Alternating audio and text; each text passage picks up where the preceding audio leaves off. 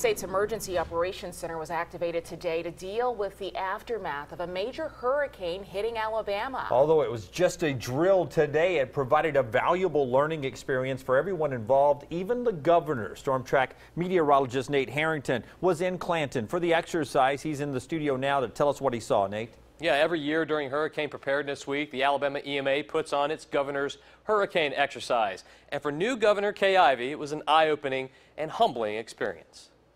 The SCOC here, we're activated to a level 1. We have reported 13 counties with damage. Had this been an actual emergency, messages like this would come fast and furious at Alabama's Emergency Operations Center. But this drill was designed to practice and prepare. And even Alabama's new governor was here to learn her role in responding to a natural disaster. It's been several years since we've had a hurricane threaten us. So that means more the reason that we need to be extra prepared this year, because we maybe just time to have some. When a hurricane or tropical storm threatens Alabama, it's not just the coast that can be impacted.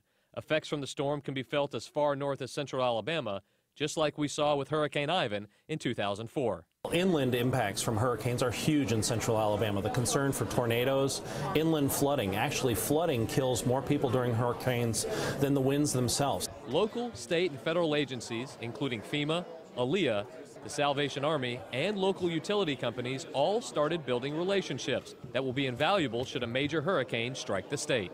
This is about protecting the people and the lives and the property of this great state. And those people downstairs, I just want to let them know that their work is essential and appreciated by those folks that they'll never meet.